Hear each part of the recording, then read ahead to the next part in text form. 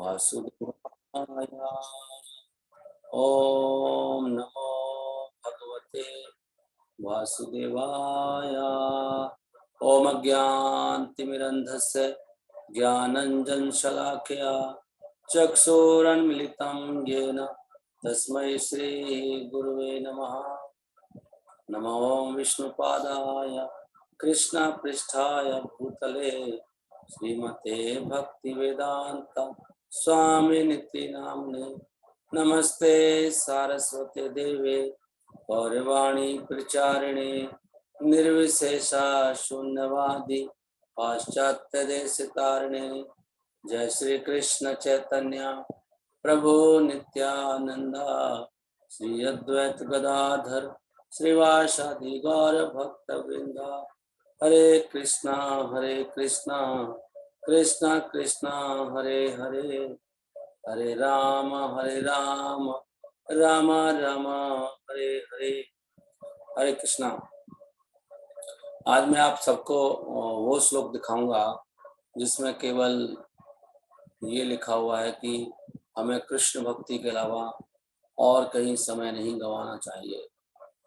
कृष्ण भक्ति करने से जो भी हमारी आवश्यकताएं हैं, इच्छाएं हैं, सब पूरी रहती हैं और उसमें कोई खतरा भी नहीं है इस मार्ग में। बाकी मार्ग अगर आप कृष्ण भक्ति छोड़ के करते हैं तो उसमें बहुत खतरा है। करेक्ट। और कल शाम को भी आप लेक्चर भी उनमें से एक श्लोक पर सुन रहे थे। कल शाम का पूरी लेक्चर। हरे Krishna. So let us start. पहले हम भगवद गीता से चर्चा करेंगे।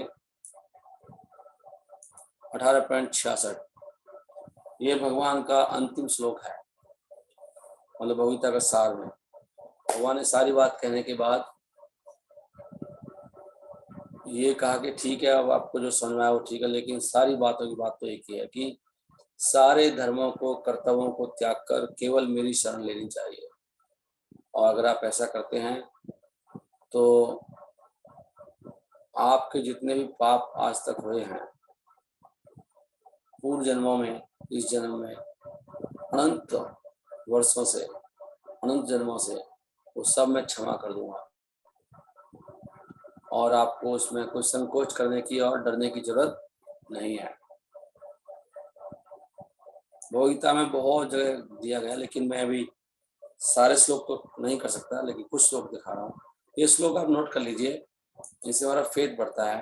भगवान 8वें अध्याय में कहते हैं कि जो व्यक्ति मेरी भक्ति में लगता है उसे सभी वेदों का फल, वेद पढ़ने का फल, यज्ञ करने का फल, तपस्याओं का फल, दान का फल और पुण्य कर्म करने का फल, वो सब उसको मिल जाता है। अत्यति तत्सर्वम इदम विदित्वा योगी परम स्थानम उपैति चाद्यम। जो भक्त होता है उसको सब कुछ मिल जाता है और मेरा धाम भी मिल जाता है, परम स्थान मिल जाता है। ये सारे फलों से वंचित नहीं रहता। प्रभुपाद जी साफ साफ यहाँ पर लिख रहे हैं, simply by performing devotional service, केवल भक्ति करने से व्यक्ति इन सबको प्राप्त कर लेता है। अत्यति तत्सर्वम इदम विदित्वा, करेक्ट है ना। और 2.41 तो नहीं पढ़ेंगे। यहाँ पर मध्य लीला है चैतन्य चरितमृत। यहाँ भगवान बोल रहे हैं, भगवान चैतन्य महाप्रभु खुद बोल रहे हैं अपने मुख से। भगवान कहते हैं कि ये भागवतों का श्लोक कोट कर रहे हैं, तावत कर्माणि पूर्विता ना निर्विद्येत यावता मत कथा श्रवण आदुवा श्रद्धा यावन न जायते। भगवान कह रहे हैं तभी तक कर्म करना होता है व्यक्ति को जब तक उसकी श्रद्धा नहीं जगती है। अगर आपकी श्रद्धा हो गई है भगवान में तो फिर आपके लिए कोई कर्तव्य नहीं है। तावत कर्माणि पूर्विता ना निर्विद्येत यावता, जब तक आप झिके नहीं हो संसार से तब तक कर्म करो, करिए। लेकिन अब संसार से झिक गए हैं, नहीं चाहिए संसार, तो क्यों कर्म करना है? मना किया गया यहाँ पर। तावत कर्माणि कुर्विता, तभी तक करना है जब तक आप ना निर्विद्येत यावता, जब तक आप संसार से उपराम नहीं हुए हैं। मत कथा श्रवणादु, अगर मेरी कथा श्रवण में रुचि उत्पन्न हो गई है तो यावन न जायते, फिर कोई कर्म करने की आवश्यकता नहीं है। भगवान स्वयं कह रहे हैं चैतन्य महाप्रभु, और भागवतम से कोट कर रहे हैं 11.20.9। ये कृष्ण भगवान उद्धव को समझा रहे हैं, वो भगवान यहाँ पर सनातन गोस्वामी को समझा रहे हैं। फिर भगवान श्रद्धा की परिभाषा बताते हैं। श्रद्धा शब्द विश्वास कहे सुदृढ़ निश्चय, कृष्ण भक्ति कहले सर्व कर्म कृत है। साफ साफ बता दिया श्रद्धा का मतलब ये होता है। उन्होंने कहा तो श्रद्धा में जाए थे, अगर किसी की ऐसी श्रद्धा हो गई है तो कोई कर्म ही नहीं है उसके लिए, कि भाई कृष्ण भक्ति करने से सारे कर्म हो गए। कृष्ण भक्ति कहले सर्व कर्म कृत है। देख पा रहे हैं आप, यहाँ श्रील प्रभुपाद कह रहे हैं कि firm faith and confidence are called shraddha. श्रद्धा की परिभाषा साफ साफ लिखी है कि कोई पूछे श्रद्धा का मतलब क्या है, पक्का विश्वास हो भगवान में। वैसे शास्त्र में होता है, शास्त्र में पक्का विश्वास, उसको श्रद्धा कहते हैं। भगवान मतलब शास्त्र, शास्त्र को भगवान से अलग नहीं कर सकते। शास्त्र मतलब भगवान, भगवान मतलब शास्त्र। अगर भगवान भी शास्त्र नहीं बोले तो भगवान नहीं, भगवान को रिजेक्ट करना पड़ जाएगा। बहुत बड़ी सिद्धांत है, शास्त्र सर्वोपरि है। जब व्यक्ति भगवान की भक्ति में लगता है तो ये समझा जाता है कि उसने भौतिक संसार की सारी जिम्मेदारियां निभा ली। इसलिए ऑफिस में मैं काम करूं या आप काम ना करें ना करें, इससे कोई फर्क पड़ने वाला नहीं है। यहाँ तो साफ साफ लिखा है, इसमें कोई अपना कोई तात्पर्य देने की जरूरत नहीं है। साफ साफ कह रहे हैं कि अगर कोई भक्ति में लगा है, he is to be understood to have performed all his responsibility in the material world। उसने ऑफिस के काम, घर के काम, समाज के काम, राष्ट्र के काम, समुदाय के काम सब खत्म हो गए उसके, कोई जरूरत नहीं है। He has satisfied his forefathers, उसने अपने पूर्वजों को संतुष्ट कर दिया है, साधारण मनुष्यों को संतुष्ट कर दिया है। ये श्लोक कोट कर रहे हैं वो भागवतम का, प्रभुपाद जी लिख नहीं रहे हैं लेकिन उसमें लिखा है ऐसे ना, एक श्लोक है ना जिसमें, क्या श्लोक है, देव ऋषि पितृणाम नृणाम करके श्लोक है ना, कि उसने देवों का, ऋषियों का, पितरों का, लोगों का, भूतात्म सारे जरूर सभी जीवों को, सबको संतुष्ट कर दिया अगर उसने मुकुंद शरण, अगर मुकुंद की शरण लिया तो वो श्लोक यहाँ पर प्रभुपाद जी लिख रहे हैं। उसका अर्थ, देवताओं को सारी जिम्मेदारियों से मुक्त हो गया है। ऐसा व्यक्ति को अपनी जिम्मेदारियां करने की कोई आवश्यकता नहीं है अलग से। पॉइंट ये कि आपको विश्वास कितना है, समर्पित होए कि नहीं होए, ये ऑटोमेटिकली हो जाती हैं वो अपने आप ही, भगवान हो जाता है सब। ये जो कर्म करना है उनके लिए है, जो सकाम कर्म है, ये तो बद्ध जीव की इंद्रियों को संतुष्ट करने के लिए होता है। किंतु जब व्यक्ति की कृष्ण भक्ति जग जाती है तो उसको अलग से ये सब पुण्य कर्म करने की आवश्यकता नहीं है। और सकाम कर्मों का जो बेस्ट अचीवमेंट है वो क्या है, वो है भौतिक जीवन से वैराग्य। और ये वैराग्य अपने आप ही होता है डिवोटी को जब वो सेवा में लगता है। देख रहे हैं आप, अगर आप भक्ति कर रहे हैं तो वैराग होगा, अगर वैराग्य नहीं हो रहा है तो भाई भक्ति नहीं कर रहे, कुछ और कर रहे हो। भक्ति के नाम पे बेवकूफ बना रहे हो अपने आप को और दूसरों को। भक्ति का मतलब ये है कि अपने आप, यहाँ पे लिखा अपने आप ही वैराग होगा आपको, करेक्ट है। आगे सुनिए, ये कल आप श्लोक पढ़ रहे थे, प्रभु जी का लेक्चर था इस पर, आपने सुना भी। त्यक्त्वा स्वधर्मं चरणाम्बुजं हरे, भजन अपक्वोत् पतेत ततो यदि यत्र क्वा भद्रम अभूतमुष्य किं को वार्थो आप्तो भजताम स्वधर्मता। अगर आप अपने सारे कर्तव्यों को छोड़कर, जैसे कई सारे भक्त परेशान हैं, मेरे ऐसे हो जाएगा वैसे हो जाएगा, जो होएगा होने दो ना, हो जाने दो ना, जो होएगा। भगवान की बात तो मान ली ना कम से कम इस जीवन में, होने दो, देखो क्या होता है। मर जाओगे ना, ज्यादा मर जाओ। यहाँ तो ये लिखे हैं, अगर कोई अपने धर्म को छोड़कर और हरे की चरणों में चला गया, और भजन भी उसका पक्का नहीं था, पक्का भक्त नहीं बना था, लेकिन फिर वो भक्ति से भी छूट गई, भक्ति भी छूट गई बाद में, और दोबारा जाके फिर भक्ति छूट गई, गिर गया, मतलब पतन हो गया उसका, भौतिक संसार में दोबारा से आ गया। तो कह रहे हैं यत्र क्वा भद्रम, क्या बिगड़ा उसका? कुछ नहीं बिगड़ा। नारद मुनि कह रहे हैं क्या बिगड़ा? कुछ नहीं बिगड़ा। और उसको क्या मिला? जिसने सारे कर्तव्य निभाए, तो वो अर्थ। और उसको क्या मिला? आप हंसताम, जिसने भजन नहीं करा भगवान का लेकिन सारे कर्तव्य निभाता रहा, ये तो नरक में चला गया। और ये इस व्यक्ति को भक्ति वहीं से शुरू हो जाएगी दोबारा, ये कह रहे हैं। इससे अगले श्लोक में कहते हैं, नारद मुनि वेद व्यास को समझा रहे हैं, सुन रहे हैं आप? नारद मुनि वेद व्यास जो ग्रंथों के लिखने वाले हैं, उनको कह रहे हैं कि तस्सैव हेतु प्रयते तो कोविदा, इसलिए बुद्धिमान व्यक्ति को उसी के लिए प्रयत्न करना चाहिए। किसके लिए? भगवान की सेवा के लिए। ना लभते यद आभृताम ऊपरी यदा, तो क्योंकि वो जो भगवान से मिलता है ना, वो किसी लोक में किसी, वो संभव ही नहीं है। देखो यहाँ पे क्या लिखा है, उसी के लिए प्रयत्न करना चाहिए। किसके लिए? जो कहीं नहीं मिलता है, ऐसा वो उद्देश्य है। भगवान का पूरे ब्रह्मांड में घूमोगे, ऐसा सुख, ऐसा आनंद, ऐसी उपलब्धि कहीं नहीं मिलती है। ब्रह्मलोक में भी नहीं है, पाताल लोक में भी नहीं है, ऊपरी अधा, ऊपर के लोकों में भी, नीचे में भी नहीं। यदि भ्रमताम, घूम लो सब जगह, ऐसी चीज है। उसके लिए प्रयत्न करिए। अब वो कहते हैं जहां तक सुख की बात है ना, कि भाई सुख, मेरा जीवन कैसे चलेगा, वो कह रहे हैं तल्लभते दुखवत अन्यथा सुखा, जैसे कि दुख आता है अपने आप, ऐसे सुख भी अपने आप आता है। काले ने सर्वत्र, काल के प्रभाव से, जब काल आता है, समय के प्रभाव से सुख दुख आते रहते हैं। जैसे ऋतुएं आती हैं, गंभीर, गंभीर नहीं है, गंभीर, गंभीर, गंभीर, गंभीर रमसा, रमहसा, गंभीर रमहसा क्या है? बहुत सूक्ष्म है वो।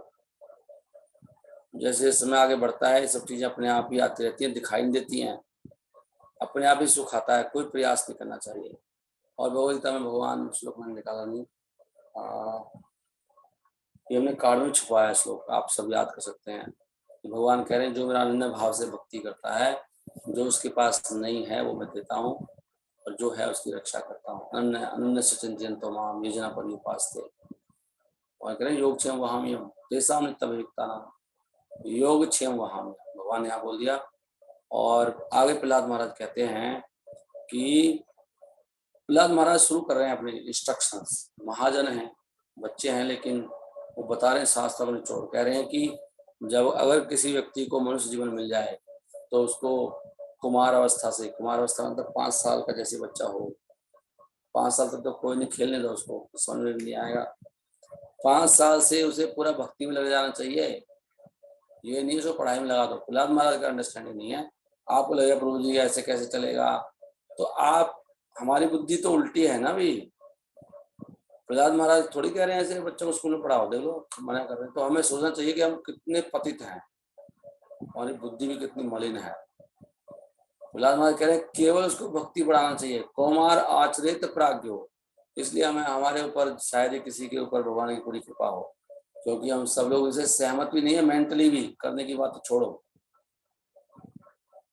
यहाँ कह रहे कुमार आचरित प्राज्ञो, अगर कोई बुद्धिमान है तो कुमार अवस्था से उसका आचरण करना चाहिए, किसका? भागवत धर्म का।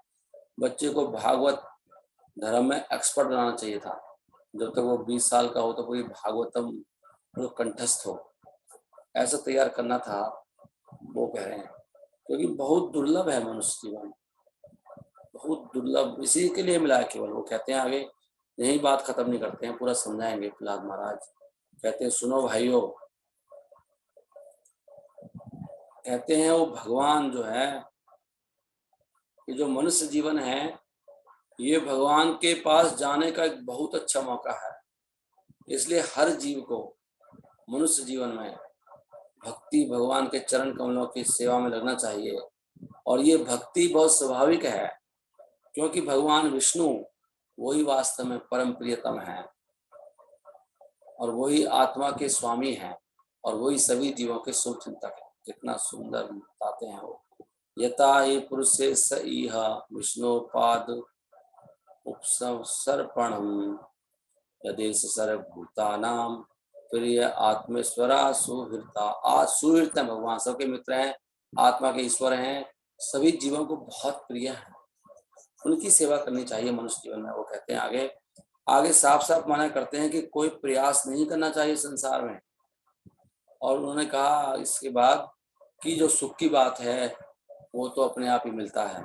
सुख के लिए ऐसे नहीं प्रभु जी कैसी बातें कर रहे हो, हम काम नहीं करेंगे तो कैसे गुजारा चलेगा, यही तो मूर्खता घुसी हुई है।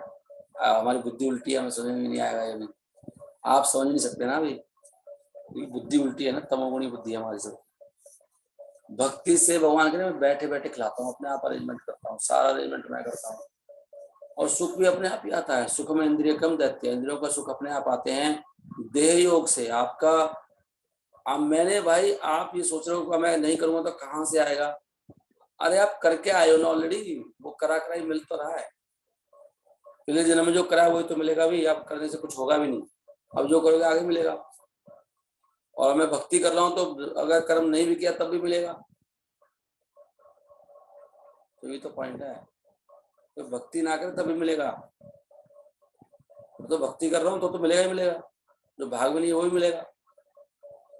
तो ये कह रहे हैं सुखम इंद्रिय नृत्य देह योग से सबको मिलता है। जैसे सबको देह योग से दुख मिलता है, कोई दुख के लिए कोई प्रयत्न नहीं करता है।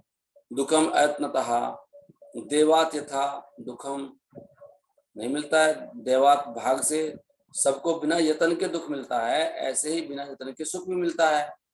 ये बात हम समझते नहीं है। लेकिन अब आगे इसलिए उन्होंने कहा, इसलिए मूर्खों कह रहे हैं दैत्यों को दे रहे हैं, हम भी तो दैत्य हैं पक्के। दैत्यों को सुना रहे हैं कि सुनो दैत्यो, सुखम इंद्रियकम दैत्या, हे दैत्यो सुनो, तुम इंद्रियों की सुख की बात करते हो, वो तो देवात से मिलता है, देवात देह योगेना। अब इसलिए उन्होंने कहा तत्प्रयासो न कर्तव्यो यथा आयु वया परम। क्यों आयु खराब कर रहे हो हैं? क्यों जीवन को खराब कर रहे हो? तत्प्रयासो न कर, कभी प्रयास नहीं करना चाहिए। अभी भागा सुबह सुबह, भागा भागा भागा 7 बजे भाग गया, कहाँ भाग रहा है? ड्यूटी जा रहा हूँ। मना कर रहे हैं मत जा, रन कर ले, लेकिन विश्वास ही नहीं है तो करना ही पड़ेगा, कोई गधे की तरह काम करो। विश्वास हो तत्प्रयासो न कर्तव्य। उन्होंने कहा ना कि विश्वास की बात, विश्वास से मिले कृष्ण तर्क के बहुत दूर। विश्वास करना चाहिए जो प्रहलाद महाराज कह रहे हैं, तर्क मत लगाओ कैसे होगा। अरे आपको समझ में भी नहीं आएगा कैसे होगा, आपको समझ में आएगा भगवान कैसे देंगे आपको, ये मत पूछो कैसे होएगा। विश्वास करो भगवान, वो तो आपको समझ थोड़ी आएगा कैसे होगा, कौन दे के जा रहा है, कैसे दे के जा रहा है। भगवान दिखाते भी नहीं है कि मैं दे रहा हूँ। भगवान का हाथ दिखाई नहीं देते, जब देते हैं वो कहाँ दिखाई दिए, जब सुदामा को दिया आपको भी नहीं दिखा कैसे होगा।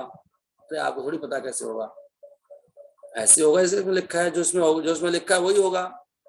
मना कर रहे हैं तत्प्रयासो न कर्तव्यो यथा आयु वया परम न तथा विंदते क्षेमम मुकुंद चरणाम्बुजम। आयु खराब होती है, मुकुंद की सेवा करनी चाहिए, उससे हमारा कह रहे हैं ना तथा विंदते क्षेमम, नहीं पूरा पड़ेगा आपको प्रयास करने से। मुकुंद की सेवा करो, देखो यहाँ पे लिखा है। क्षेमम क्या होता है? क्षेमम होता है ना तथा, उससे हमारा अंतिम गोल नहीं मिलता है। ना तथा विंदते क्षेमम, क्षेम के दूसरा मतलब दिया है योग क्षेम, जो है वो देता हूँ, जो नहीं है जो देता हूँ रक्षा करता हूँ, जो है जो नहीं है वो देता हूँ। वहां पे योग क्षेम का वो था। तो यहाँ भगवान यहाँ बता रहे हैं वो कि अगर हमारे प्रयास भगवान कृष्ण के लिए हैं तो फिर उसको भगवान का धाम पक्का मिल जाता है। और ऐसी कोई गारंटी नहीं है। अगर आप धन कमाने के लिए प्रयत्न करें, देखो साफ साफ लिखा है, लोग यही कर रहे हैं, सब भक्त यही कर रहे हैं। ओके, इस वजह पे इसको समाप्त करते हैं। आशा है आपको सबको समझ में आ गया होगा। कोई प्रश्न है तो बताइए। हरे कृष्ण कृष्ण कृष्ण हरे हरे, हरे राम राम राम